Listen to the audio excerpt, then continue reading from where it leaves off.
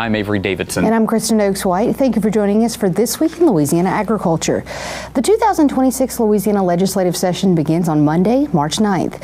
This is a regular session, which means lawmakers can bring up any bills they want. It's only in odd-numbered years that legislators are limited to fiscal-only bills. And this year, there is a new chair for the House Agriculture Committee. This is the level of activity you can expect to find in the Louisiana State Capitol over the next 3 months. The 2026 Louisiana legislative session will have some familiar faces in new places. Representative Rhonda Butler of Ville Platte will serve as the new chair of the House Agriculture Committee. People don't realize that we cover everything, from timber to seafood to crawfish. Butler previously served as the chair of the Rural Caucus, so she is well versed in the issues facing the Louisiana countryside, and she's rooted in ag. I have crawfish farmers in my family, I have ranchers in my family, I have timber industry, and then me and my husband, that's our background, is the ag industry. So it's very familiar to me, and I want them to know that they're safe in my hands moving forward and that I'm going to take good care of them. Senator Stuart Cathy of Monroe will remain the chair of the Senate Agriculture Committee. He's authored the bill to reestablish the Louisiana Department of Agriculture and Forestry, a formality done every 5 years. Commissioner Strain has done a fantastic job in his 20 years of being the ag commissioner of cleaning up the ag title. So we really legislatively don't end up with a lot of bills ag-related because of the work that he's done.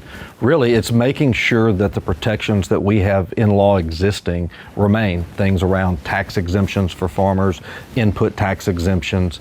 Those protections are so important, and so our job really ends up making sure that we're protecting those exemptions to try to help the ag community as much as we can. Last session, the Louisiana legislature had a nearly $1 billion surplus to work with, according to Cathy.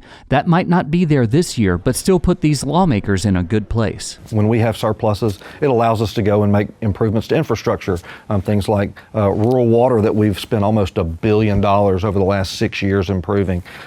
Things like the bridges that we've seen across the state that have begun to be repaired. That's all due to responsible budgeting, and because of that, we don't have the crunch that we've had, but we're also going to have the dollars to put back into various parts of the state. However, Cathy says he is working to protect Louisiana farmland. I'm creating a task force. We've seen over the last few years an invasion of Chinese purchases of farmland, things like Chinese drones, just things that impact agriculture operations from both a national security standpoint as well as an operational standpoint on the farm. So I'm creating a task force so that we can begin to study those things continually and try to be proactive to stopping these things before they get too advanced. Issues like that one can come up at legislative coffees hosted by Louisiana Farm Bureau, like this one in Iberia Parish. It's at events like these that Butler and Cathy can learn firsthand about issues facing agriculture. That constant contact and engagement helps keep those things out of law, helps keep bad ideas out of law, and it protects the farm going forward in our state. I love Farm Bureau. I call them when I need anything. If I need to know what farmer's having an issue, where do I need to be that's important to this industry? Where do I need to be? Who do I need to meet? What kind of meeting? And they let me know. They give me a schedule. Rhonda, we really need you to come listen to the issues that are happening. They are the most important resource that I have in this floor and in this house when it comes to agriculture. The 2026 Louisiana legislative session will wrap up no later than 6 p.m. on June 1st. We'll keep you updated on the issues that come up facing agriculture. What's now being referred to as Farm Bill 2.0 has experts saying it could reset the clock after nearly a decade of extensions. Economists with the American Farm Bureau Federation say the goal is to get rural development, food, and trade programs back on the same reauthorization schedule, creating more long-term certainty for producers. North Carolina's Agriculture Commissioner says farmers need stronger risk management tools and updated support that reflects today's economy. The proposal also addresses California's Proposition 12, moves the Food for Peace program under USDA authority, and creates a new council for specialty crops. But with disagreements over SNAP spending and the federal budget, the bill's path forward remains uncertain. U.S. agriculture groups are calling for trade certainty after the Supreme Court struck down President Donald Trump's emergency tariffs. That's according to a report by AgriPulse. Farm organizations have issued statements concerning the ruling, some in support of dropping tariffs on inputs, others disappointed tariffs will not be levied on ag products like rice and crawfish. The American Farm Bureau Federation and its president, Zippy Duvall, issued this statement saying, quote, "With supply costs already at or near record highs, we strongly encourage the president to avoid using any other available authorities to impose tariffs on agricultural inputs that would further increase costs." Meanwhile, USA Rice Chair Keith Glover expressed disappointment in the Supreme Court's ruling, saying, quote, "The strategic use of import tariffs to stem the flow of rice imports, especially from global bad actors like Thailand, India, China, Vietnam, and Pakistan, would support the U.S. rice farm economy at a critical time and provide an opportunity to recover domestic market share." The administration has indicated it may pursue its trade goals through other legal avenues, including a 10% across-the-board tariff on all imports. Tariffs President Trump imposed under laws other than the International Emergency Economic Powers Act remain in place. That includes the tariffs on China. Every year, a team of young farmers and ranchers from Louisiana heads to Washington, D.C. to meet with the state's congressional delegation. The goal is to advocate for better farming policies. These future leaders of Louisiana agriculture are setting the foundation for a better future for Louisiana's food supply. TWILA's Josh Meeks is in D.C. to talk about why this trip is so important. Avery and Kristen, I am here in our nation's capital. I followed 14 young farmers and ranchers to the Capitol building where they're meeting with Louisiana senators, representatives to advocate for better agriculture policy. And who knows better about that than Policy Director with Farm Bureau, Andy Brown. Andy, talk about what this trip means. Well, it means a whole lot to bring young people off the farm who don't do this for a living like I do and bring them here to Washington, D.C. to advocate for themselves. We're a grassroots organization that wants to bring farmers and ranchers to their elected officials directly, and that's exactly what this trip does, and it's really meaningful for me to get to see them grow and tell their story and have a fun time doing it. You've heard a lot of these stories from these farmers. Was there any common themes that were brought up? Yeah, we've unfortunately for years now had the top issue of labor being a challenge across commodities, across farm types. There's just not willing people to work on farms and do tough jobs, and for these young farmers looking to grow their business, they have to have employees that are willing to show up day in and day out to assist them in what they do. So that was a big theme. And then the exciting thing is that we had a farm bill markup. The Ag Committee was working on a farm bill, something me and my team through our volunteer leaders and their ideas have been working on really hard for a number of years now, and so we got to see some of that action and put them where their ideas are meeting the policymakers firsthand. And I know everybody's hoping that we can get another farm bill passed this year. Yeah, they're working really hard as we speak, right over my shoulder in the Ag Committee.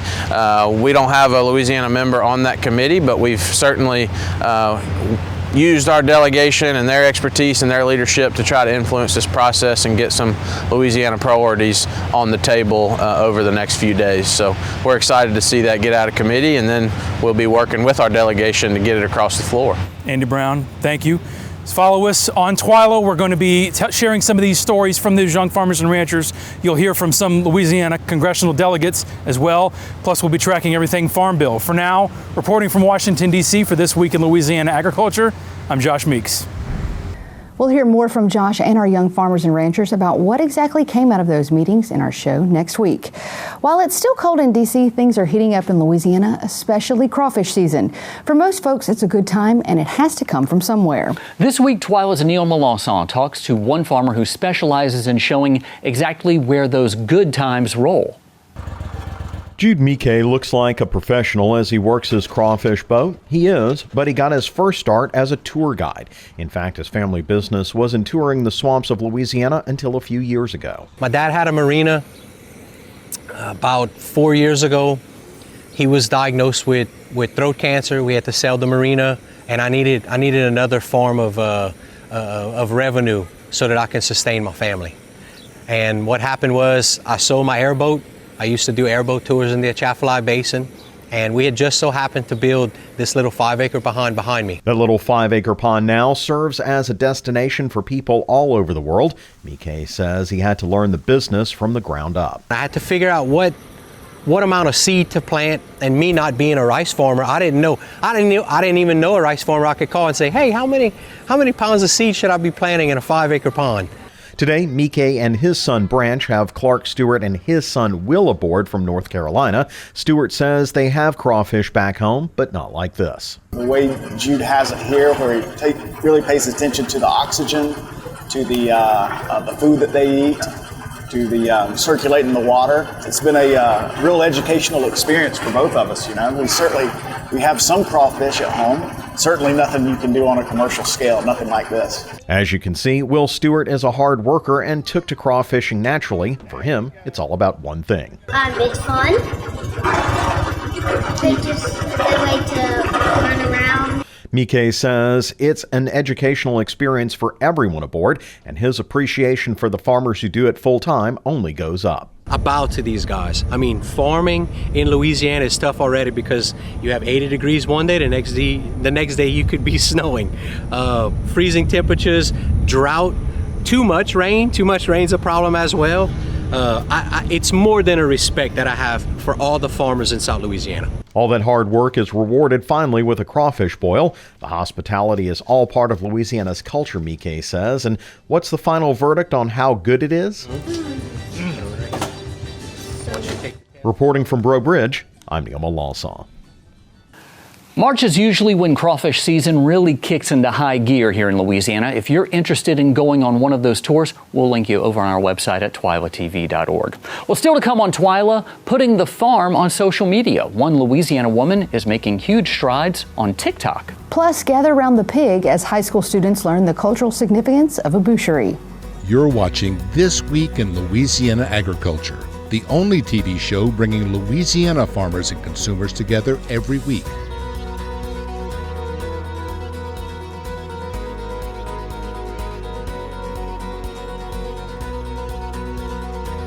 Social media trends. We all see them. We all have things we enjoy watching. For me, it's watching people learn songs on bass or drums after hearing them for the first time. So what's popping up in your algorithm? I guess my algorithm knows the truest joys of my heart because I've been bombarded lately by farm animal videos, funny farm animals, goats, chickens.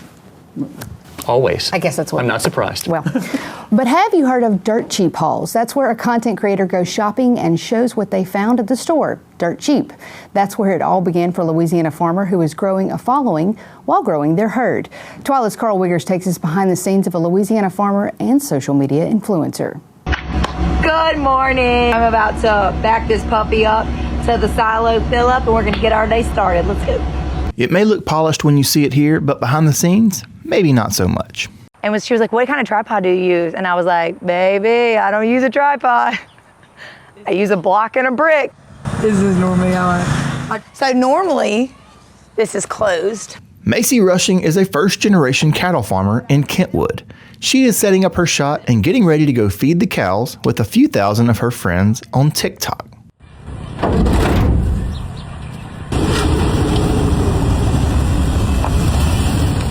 Then I gotta grab it. So out of that 2 minutes, I only need like 10 seconds. She actually needed only 6 seconds.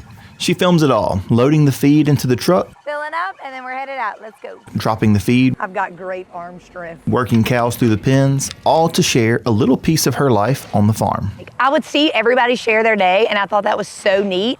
But then I was like, there's nothing interesting about my day. Like, why would I want to share that? And then my brother was like, hold up, like what you do every day is not what people do every day, and people would love to see that. And I'm like, in my broken door feed truck, and he's like, absolutely. God bless the feed truck. This truck is probably the most popular character in her TikToks, and this door has gotten the attention of most of her 15,000 plus followers. I've actually been noticed in New Orleans and where they said, are you the girl with the broken feed door? And I'm like, yes. That is me.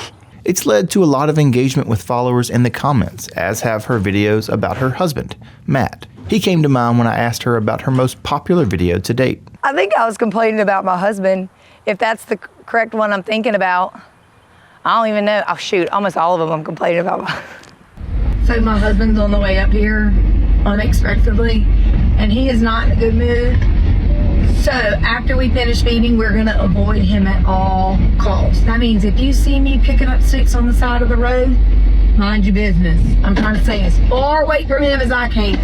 While it's a lot of fun and games, Macy has also loved sharing the perspective of a full-time mom and farmer with her friends across the social media landscape. I kind of want to show my side of it, but also for my daughters and other daughters. Like when I sub at my kids' school, there's a couple little girls, their parents tell me I only let them watch your TikToks. And I think that's so cool to like let all the little girls know, like you could run a farm one day. You could dart a calf. You could doctor a calf, you know? I think that's really neat. Rushing loves to encourage the future of female farmers with her videos, but her down-to-earth nature is inspiring a little nostalgia, connecting viewers with memories from their past. They have said, like, I remember going to feed with my grandfather. Like, this video just brought me back to my childhood. And I think that's so cool because I didn't grow up in agriculture and I didn't get to do that. But like, I'm doing this for my kids and for them one day to be feeding, probably not in the same feed truck, but in a different, you know, like, I think that's so cool that like my videos, people that do not live in agriculture today, but have experienced agriculture in their life can still relate to my videos. I think that's really neat. Macy says she'd love to see others chase down this dream of farming and for this farm to be here for the next generation to grow. This is achievable. Becoming a first generation farmer, starting from scratch. If I can do it, you can do it. And that's that for the kids, everything. That's why I do what I do. Reporting in Kentwood, I'm Carl Wiggers for This Week in Louisiana Agriculture. Check her out. She's a great person to follow. We'll link you over to watch some of those fun TikToks on our website at twilatv.org. If you're a farmer, what you're doing may feel ordinary to you, but you just may be surprised about how many people find it truly fascinating. The USDA is expected to buy more than $250 million of products directly from American farmers in order to help our nation's food banks. As much as $263 million will be spent on things like butter, cheese, milk, beans, lentils, pecans, and walnuts. The purchases are being made under Section 32 authority and will supply food to programs like the Emergency Food Assistance Program. USDA officials say the move supports farm income, strengthens rural economies, and provides nutritious food to families in need. The agency says the investment turns farm harvests into meals while helping stabilize the agriculture economy. The boucherie has its roots dating back to the origins of Cajun and Creole culture. Predating refrigeration, you need a lot of people to make sure nothing went to waste. Today it's a celebration of that culture, all with the focus of bringing people together around food. TWILA's Josh Meeks takes us to this special celebration in Abbeville. For many families in South Louisiana, a boucherie is a tradition passed down from one generation to the next. At Abbeville High, it's a lesson. Because the process isn't for the squeamish, we'll spare you those details. Instead, let's focus on what the students get out of it. A lot of kids think that their food comes from the grocery store. They don't think beyond the grocery store. They don't think about the farmers. They don't think about the ranchers. They don't think about any of that. Ag teacher Madison Boudreau oversees the preparing, the cleaning, and the cooking. From making the sausage to cooking the sausage. This hands-on lesson connects these kids to Cajun culture. Louisiana FFA Vice President Bailey Connor says she's excited to teach these kids about food. I come from a family who showed pigs a lot. Eventually you have to butcher your pigs. And so a lot of people don't know that process and the ins and outs of how that actually works. So it's really cool to see that and let the students get exposed to it. For students like Chloe Everett, she gets to do something she's already developed a passion for. Making delicious meals. My mom, my dad, my brother and me, but we all get in the kitchen and we help each other cook. Like, you know, we bring love in the kitchen. So you taste that through the food. That's where I learned how to do all this. And while the food may bring everyone together, the bigger understanding is the work behind each one of those meals. Agriculture represents a very small percentage of our population here in the U.S., but it feeds all of us. If we didn't have agriculture, we would not be here. Reporting from Abbeville for This Week in Louisiana Agriculture, I'm Josh Meeks. Still to come on TWILA, an unlikely partnership is formed to help out with sustainable farming. Plus, a story from the Louisiana Department of Agriculture and Forestry that's certified Louisiana.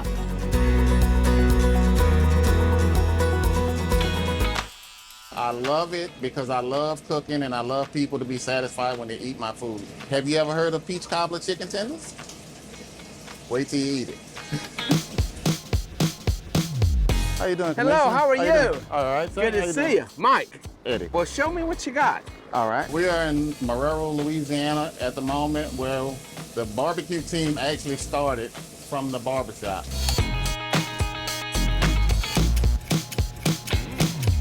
I'm Dr. Mike Strain, Louisiana Commissioner of Agriculture and Forestry. I'm here in Marrero with Kuzan's Barbecue on Westwood Drive.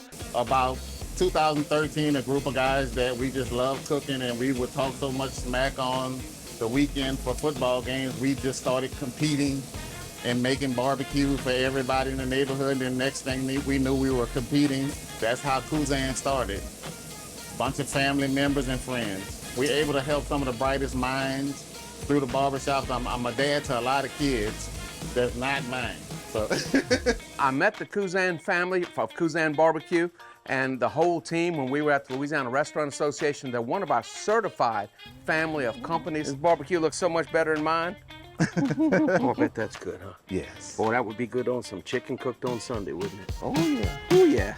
The Certified Louisiana program has set me apart when I need to call Baton Rouge and ask a question about what to do, where to go. They have a list of people readily at their hand to help me get through that roadblock. They've been a blessing to me. That's what Certified Louisiana is. It's about bringing a part of our culture, a part of who we are, a part of our family from here to you. We have a line of seasoning called chocolate that's wonderful on your ribs, your pulled pork. We have poultry pleasure that's good on anything, especially your fingers. All right. Everybody's got to try this. Time now for this week's TWILA Boost. An unlikely partnership between two national organizations is aiming to help farmers. National Geographic and PepsiCo announced a series of grants to support regenerative agriculture. Take a look. Food is survival. How we farm our land impacts not only our health, but our environmental health. We as storytellers are on a mission to document the best practices in agriculture. It's our lifestyle, actually, that we need to rethink. So National Geographic and PepsiCo have launched Food for Tomorrow, the world's second largest food producer. PepsiCo had decided to look at science and storytelling as a tool by which to go, okay, how do we look at regenerative agriculture and how to make our food production more sustainable? It's asking some really important questions. What is healthy soil and how do we measure it? What can our ancestors teach us about farming? How do we work with nature and not against it? Through a call for proposals, Food for Tomorrow will fund scientists and researchers with innovative projects benefiting farming communities. If we change the way we practice agriculture, we can build a more sustainable agricultural future for the planet. The grants will support scientists testing practices like wetland restoration, cover cropping, and even AI to improve crop resilience in climate-stressed regions. The work targets key crops including wheat, corn, potatoes, soybeans, and coffee. Well, that does it for this edition of TWILA. Be sure to join us next week when we'll have more from the young farmers and ranchers visiting our nation's capital. And until then, you can watch all of our stories online at twilatv.org. Be sure to like us on Facebook, follow us on TikTok and Instagram. You can find all of these stories and more on our YouTube channel. Smash that subscribe button, turn on notifications. That way you know when we put something new out there. For all of us here at TWILA, thanks for joining us. We hope to see you again right here next week.